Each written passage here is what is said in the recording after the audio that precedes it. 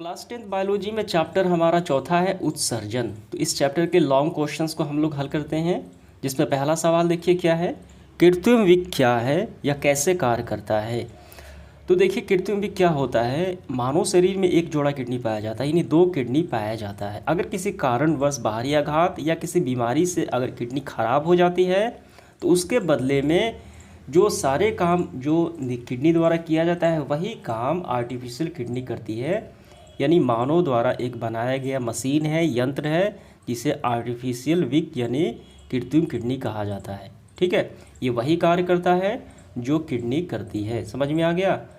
तो यही हमें बताना है कृत्रिम विक क्या है।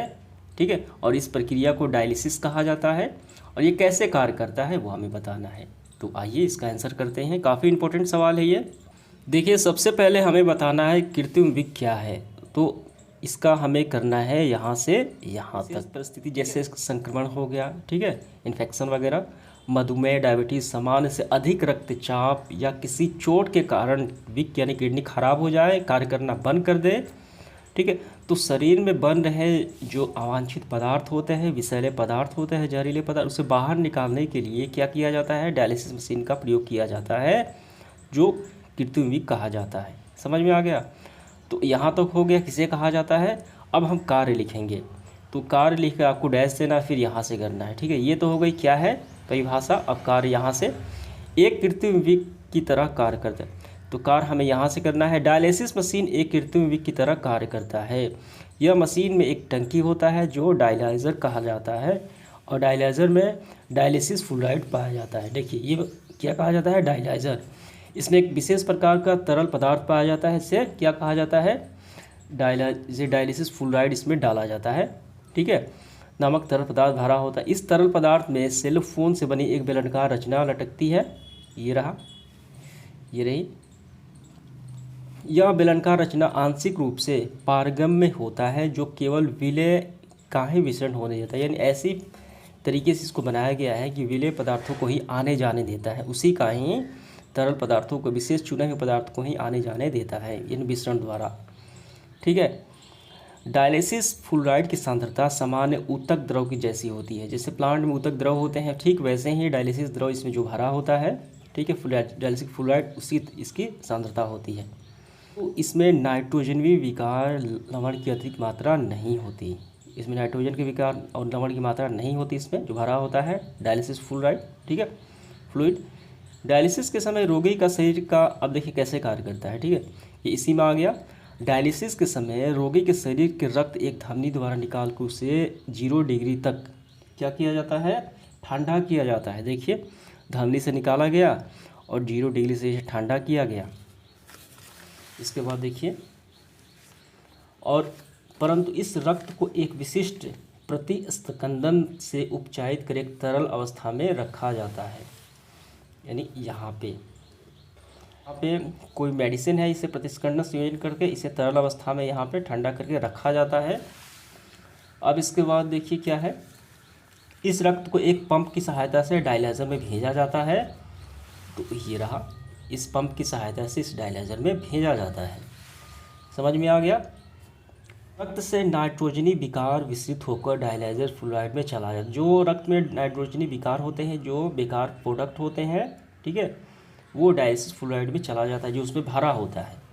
इस तरह शुद्ध किए गए रक्त को पुनः शरीर के तापक्रम, जो शरीर का टेम्परेचर है उस पर लाया जाता है। ठीक है, उसके बाद पंप की मदद से सीरा में भेज दिया जाता है वापस।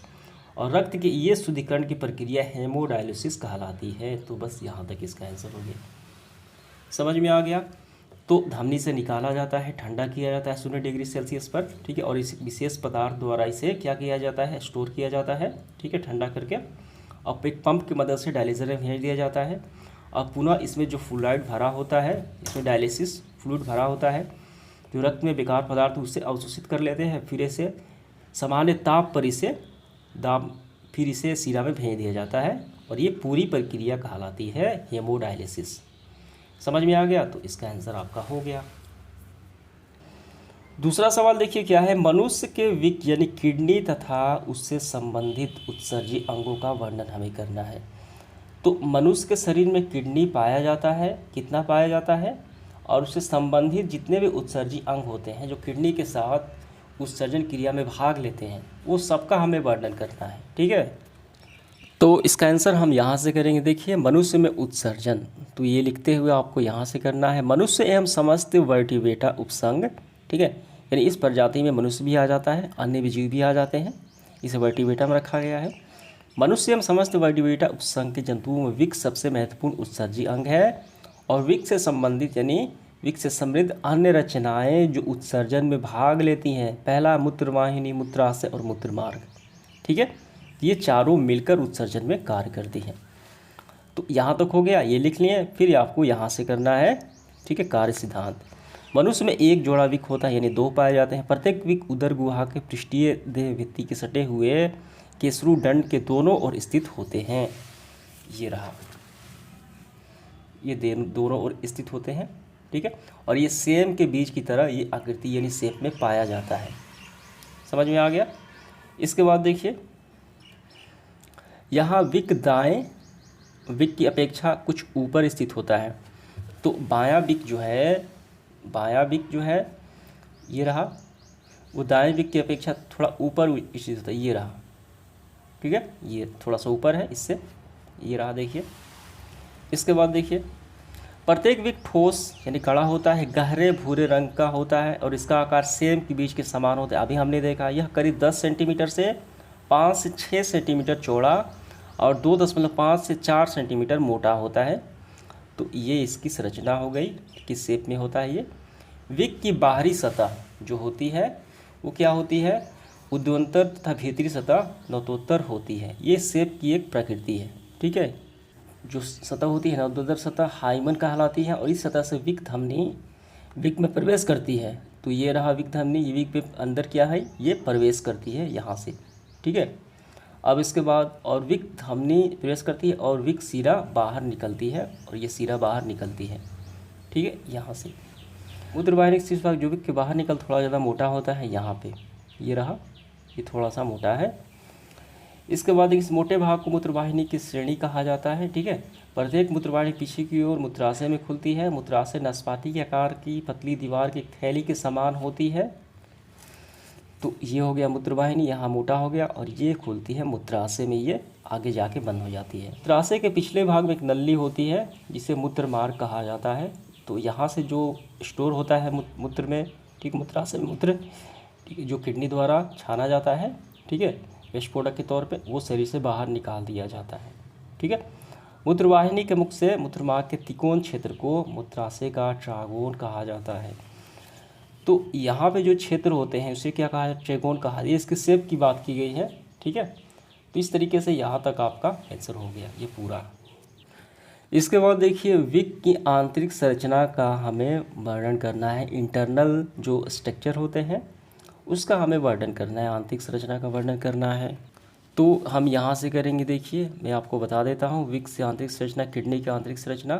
ठीक है, तो इसमें आंतरिक संरचना में नेफ्रॉन भी शामिल होता है, जिसे रचनात्मक और क्रियात्मक इकाई कहा जाता है। ठीक है, तो इस संरचना हम यहाँ से लिखना प्रारंभ करेंगे। ठीक है, यहाँ तक। और इसमें आंतरिक संरचना में जो क्रियात्मक इकाई होती है, रचनात्मक और क्रियात्मक, जिसे नेफ्रॉन कहा जाता है, वो भी शामिल है। जब इसके बारे में हम लिखना प्रारंभ करेंगे ये थोड़ा सा लंबा हो जाएगा। ठीक है, तो बस आपको नेफ्रॉन का जिक्र कर लेना है, नेफ्रॉन जो कहलाती है रचनात्मक और क्रियात्मक इकाई। तो इसका आंसर बस आपको यहीं तक कर लेना है, विक की आंतरिक संरचना, किडनी की आंतरिक संरचना। समझ में आ गया। इसके बाद देखिए चौथा सवाल, विक के द्वारा उत्सर्जन क्रिया कैसे होती है। ठीक है, ये कैसे शरीर में उत्सर्जन वेस्ट प्रोडक्ट को बाहर निकालता है, ये हमें समझाना है। तो इसका आंसर आपको कैसे करना है मैं आपको बताता हूँ। देखिए, यहाँ से करना है विक के कार्य। ठीक है, विक के जो उत्सर्जन क्रिया है, मूत्रमार्ग या उत्सर्जन की क्रिया 3 चरणों में होती है। ठीक है, पहला ग्लोमेरुलर फिल्ट्रेशन, ट्यूबुलर, ठीक है, पुनर्वशोषण, और तीसरा है ट्यूबुलर श्रवण। ये तीनों प्रक्रिया द्वारा उत्सर्जन क्रिया ये कार्य करता है। तो इसके बारे में हमें लिखना है बारी बारी से। ठीक है, तो पहले आपको यहाँ से लिखना प्रारंभ करना है, फिर इसके बारे में ग्लोमेरुलर फिल्ट्रेशन क्या है वो लिखना है। ठीक है, इसके बारे में हो गया। तो इसके बाद दूसरा, ये तीसरा।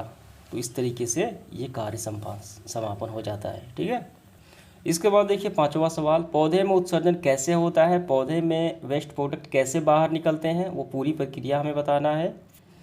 तो पौधे में जो वेस्ट प्रोडक्ट होते हैं, रेजिन, गोंद, ये सारे कैसे निकलते हैं बाहर, तो ये विसरण क्रिया द्वारा निकलते हैं। ठीक है, तो यहाँ से लिखना प्रारंभ करना है और आपको यहाँ तक कर लेना है। ठीक है, तो ये थोड़े सा आप ये भी लिख सकते हैं, इसमें लैक्टिस कहा जाता है, तरल दूध जैसा होता है, ये भी उत्सर्जी पदार्थ है, तो यहाँ तक कर लेना है। तो इस तरीके से